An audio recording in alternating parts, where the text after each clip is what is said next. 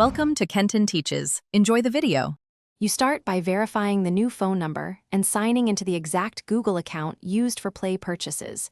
This prevents mismatches later. Once signed in, open the Play Store app or go to your Google account via browser, then navigate to Personal Info. Make sure your device has network access. Without SMS verification, you can't change recovery or contact numbers. Next, find Phone under Personal Info. Now you add the new number and trigger verification, because Google needs proof you own that line.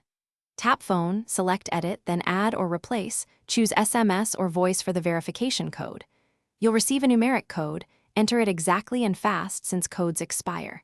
If you don't get it, check Signal, confirm country code, then resend. Once verified, Google links that phone to your account for Play purchases, two-step prompts, and account recovery. Finish by confirming the new number shows in both your Google account Personal Info and Play Store billing settings, because inconsistent entries cause failures. Once done, trigger a test verification or password reset to ensure SMS reaches you. If the code never arrives, make sure the SIM is active, clear the Play Store cache, try a different device or browser, and re-attempt verification.